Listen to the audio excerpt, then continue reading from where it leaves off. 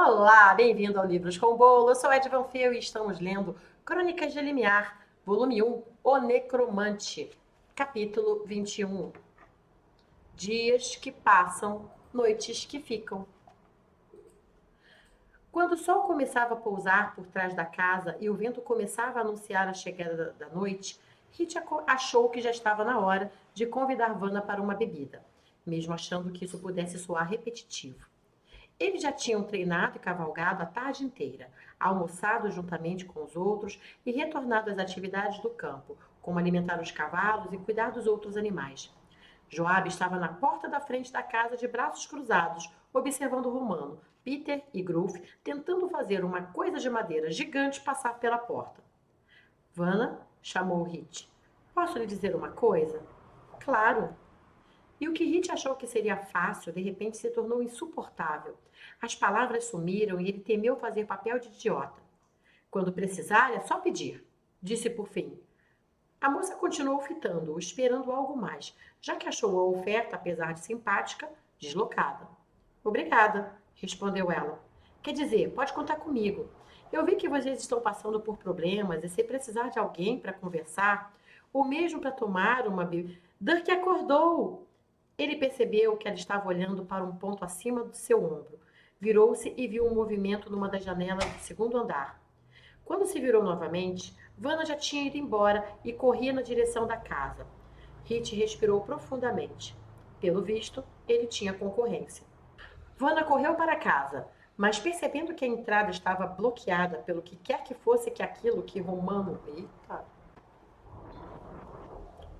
Vanna correu para casa, mas percebendo que a entrada estava bloqueada pelo que quer que fosse aquilo que Romano, Peter e Gruf estivessem fazendo, contornou e entrou pela porta dos fundos. Subiu as escadas em grandes saltos até entrar no quarto de Dirk sem bater. Encontrou-o sentado na cama, com a mão segurando a cabeça. Ele a olhou assim que ela entrou e tentou sorrir. Olá, Vanna. Ela sorriu de volta e entrou, indo se sentar ao lado dele na cama. E então, como está? Perguntou ela. Minha cabeça dói, como se eu tivesse bebido muito. Eu bebi?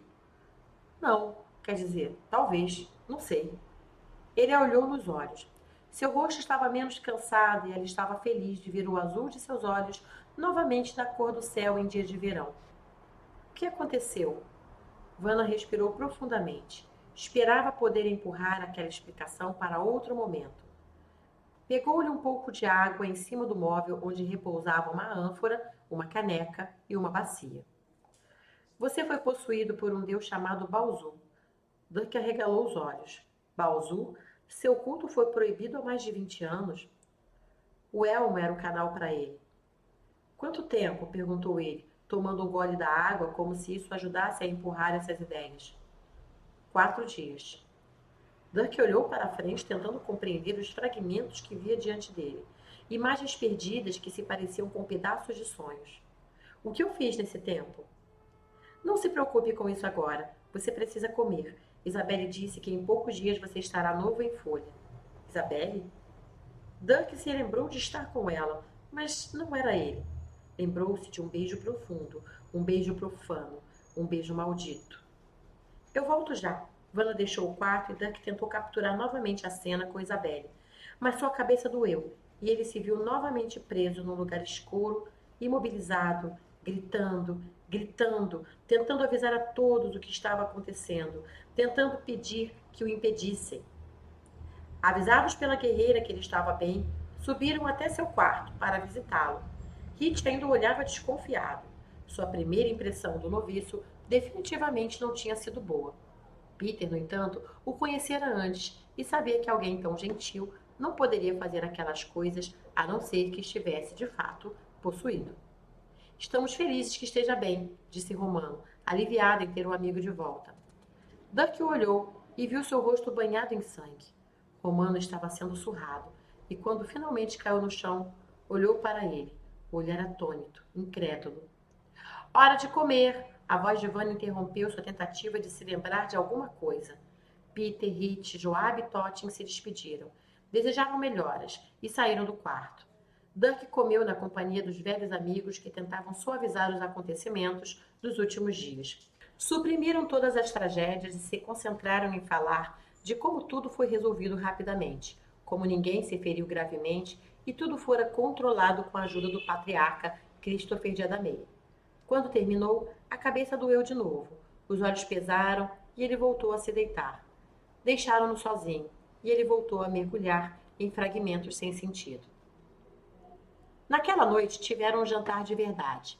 Totin, depois de ser vencido pelo tédio, foi até a cidade comprar mantimentos. Trouxe carne de javali e pão. O animal foi assado na brasa e servido com batatas da horta. Novas garrafas de vinho foram abertas e eles fizeram um brinde à recuperação do amigo. Não quiseram falar naquela noite sobre o fato de suas lembranças não terem retornado, ou sobre quando diriam a ele o que realmente aconteceu, sem o filtro cor-de-rosa. Deixaram isso para o dia seguinte. Naquela noite, só queriam comemorar. Há uma coisa boa em ter a casa cheia de gente. Qualquer reunião em volta da mesa se transforma em um evento. Se as pessoas forem interessantes, tanto melhor. Os temas variavam, mas eles acabaram por descobrir que apreciavam as conversas uns dos outros. Descobriram que riam juntos, o que era mais do que alguns conseguiam fazer em suas famílias. Assim, mais uma vez, ficaram na mesa por longas horas, bebendo vinho e hidromel, até que, um a um, eles começassem a se recolher. Joabe e Hit foram os últimos a ficar. Um parecia disposto a beber mais, enquanto a outra parecia evitar a solidão. Não se sente mal? Perguntou Hit, já movido pela bebida. Por quê? Joabe bebera pouco, mas o suficiente para sentir a voz embargar. Você está aqui espionando essa gente que te alimenta. Hit soluçou e achou isso engraçado, começando a rir sozinho. Joabe ficou pensando. Não, ela não se sentia mal. Recebera uma missão do patriarca, homem que admirara a distância desde que era apenas uma menininha. Estar ao seu serviço, apesar de ser uma simples noviça, era algo que a enchia de orgulho. Quanto àquelas pessoas, se não fizessem nada de errado, ela não teria nada a reportar. E até aquele momento, ela preferia acreditar que Noaçã e Algol não tinham nada a ver com aquele pequeno e estranho grupo de amigos. No dia seguinte, Romano, Peter e Gruff continuaram sua empreitada pelo direito de tomar banho como os ricos. O primeiro tonel, uma estrutura de madeira cuidadosamente envernizada e pregada em círculos, teve que ser desmontado porque não passava pela porta. Agora, eles montavam tudo dentro da saleta. Isso não seria o mais difícil. O mais difícil seria montar a estrutura que levaria a água do córrego que passava fora da casa para a sala. Há um lençol d'água logo abaixo, disse Totten com um instrumento de metal nas mãos. Era um pequeno cetro com cristal em ambas as pontas. O cristal redondo, em uma das pontas, brilhava conforme ele o movimentava. O quê? Perguntou Romano, limpando o suor da testa com as costas das mãos. Há um lençol de água limpa logo aqui embaixo. É só perfurar e a água vai brotar. Só não sei como vocês vão controlar a nascente. Deixe isso comigo, disse o Romano animado. Mostre-me onde ele está. Totten caminhou, olhando atentamente para o cetro de cobre, e quando a luz do cristal se tornou mais intensa, ele apontou um lugar. Romano e Peter começaram imediatamente a trabalhar. Como você sabia? Perguntou Gruff. Usei meu dorje mágico, respondeu Totten, guardando o cetro em uma sacola de veludo que trazia na cintura. O que mais isso faz? Tornou Gruff curiosa. Basicamente, ele mostra o que eu estiver procurando. É uma magia de iniciantes, bem simples, na verdade. E Gruff os largou trabalhando sozinhos, enquanto seguia Totten, querendo saber mais sobre essa estranha magia dos humanos. Acha que aquela varinha é mesmo mágica? Perguntou Peter. Sim, fez a Gruff desaparecer, respondeu Romano, já acostumado com a companhia do jovem. O jantar do segundo dia envolveu 2 patos selvagens que Hit caçara durante o dia, já que aparentemente era proibido tocar nos 3 galetinhos que ele vira circulando pela casa. E mais batatas. Sempre havia batatas em seu talho. Era um alimento que não faltava a ninguém. Dessa vez, Vanna fizera um bolo de saltalate que fora servido como sobremesa e a conversa se estendeu até o vinho acabar. E dessa vez, acabou mesmo. No terceiro dia, cada qual encontrou seus afazeres. Vanna tinha se ausentado pela manhã e voltara quase na hora do almoço. Em casa, encontrou apenas Romano e Joabe. Onde está todo mundo? Saíram.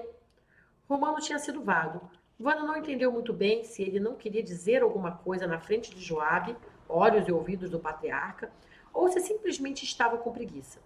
Aonde foi tão cedo? Perguntou Joabe, que já tinha percebido que a guerreira não era muito madrugadora.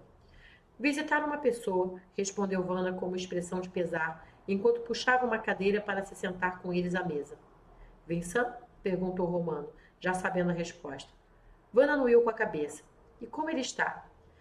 Vana lutava para não deixar aquilo abalá-la, mas sua voz trêmula e seus olhos brilhantes denunciavam que ela estava perdendo essa briga. Ele sorriu quando me viu, respondeu ela. Abriu um sorriso enorme. Está lá, entravado naquela cama, cheio de dor, e ainda sorri quando me vê. E perguntou de todos. Perguntou como está Dirk. Quem perguntou sobre mim? Eles olharam para trás e viram que Dirk estava ali. O rosto ainda estava pálido, mas já não tinha o cansaço e o tom cinzento de antes. O silêncio que invadiu o aposento foi esquisito, e Joabe veio em socorro. Dirk, você parece bem melhor, disse Joabe, percebendo que alguém precisava mudar o rumo da conversa, embora ela não soubesse bem por quê. A história de Vincent não tinha sido compartilhada até então. O rapaz andou firmemente até a mesa, sem tirar os olhos de Vanna. Quem está entravado numa cama? Perguntou ele. Vincent, respondeu o Romano. Dirk engoliu em seco e pareceu ficar ainda mais branco, como se soubesse as reais razões do garoto estar numa cama. O que aconteceu com ele? Perguntou, com voz trêmula, como se já soubesse a resposta. Você o feriu enquanto estava possuído, respondeu Vanna, vendo que não poderiam mais esconder a verdade dele. Eles acharam que ele pediria por detalhes, mas ao invés disso, ele baixou a cabeça, fechando os olhos. Enquanto treinávamos, murmurou ele, eu atingi sua perna com a massa. Ele confiava em mim e eu o machuquei. Então ele ergueu a cabeça, os olhos incrédulos ante o que a sua memória confirmava.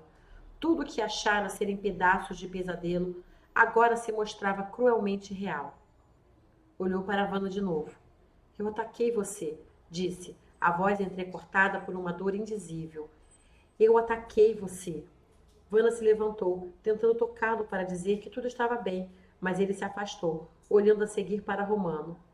E eu o joguei às feras. Naquela taberna, eu o joguei para criminosos. Eu quase o matei. Dirk, Romano tentou acalmá-lo, mas ele não parava. As imagens vinham como uma torrente em sua cabeça. Eu quase matei todos vocês. Meu Deus, eu alejei aquele garoto e comandei os mortos para fora de seus túmulos. Vocês sabem a gravidade de uma heresia como essa? Dirk, você não fez nada. Joabe tinha elevado a voz para chamar a atenção e conseguiu. Ela se levantou. Era uma mulher alta, com cabelos castanhos que cascateavam pelos ombros. Naquele momento, o medalhão em seu peito chamou a atenção de Dirk. Ele se lembrou que ela era uma noviça, assim como ele, e que estava ali a mando do patriarca, ou assim lhe disseram. A moça se aproximou dele. Eu não sou sua amiga, não o conheço e não tenho motivos para mentir para você, disse ela. Você sabe que eu sou uma noviça, não sabe? Ele anuiu com a cabeça, lágrimas brotando em seus olhos, o desespero inflando no peito. Sou dedicada à deusa Druântia. Você a conhece? Joabe se aproximou um pouco mais. O rapaz anuiu novamente com a cabeça. Então você sabe que ela defende sempre a verdade, não sabe? Pois eu estou lhe dizendo, Dan, que você não fez nada. Algol usou você e trouxe Balzu para o nosso mundo. Ele agiu. Ele fez tudo aquilo. Não você. Eu me lembro de tudo, murmurou ele, inundado de dor, uma lágrima pesada caindo em seu rosto. Então deve se lembrar também do lugar onde estava, continuou Joabe, agora cara a cara com ele. Um lugar escuro, frio, onde você gritava e não era ouvido, onde tentava avisar seus amigos, mas ninguém o escutava. Ele anuiu mais uma vez com a cabeça, surpreso dela saber sobre isso. Ele só lhe permitiu ver porque faz parte de sua natureza cruel. Mas você não podia lutar contra ele. Era Balzu quem estava no comando. E mesmo assim, você lutou contra ele, disse Romano. Lá na taberna e com Vanna, você veio à superfície e tentou nos avisar. Você lutou contra um deus para tentar nos salvar. Dirk voltou a olhar para Joabe, e ela lhe sorriu, confirmando o que Romano dissera. Então, ele se entregou ao pranto e começou a soluçar. Joabe, que estava tão perto, não sabia o que fazer. Então, seguindo seu instinto, abraçou-o e deixou que ele chorasse com o rosto em seus cabelos. Muito obrigada e até o próximo capítulo.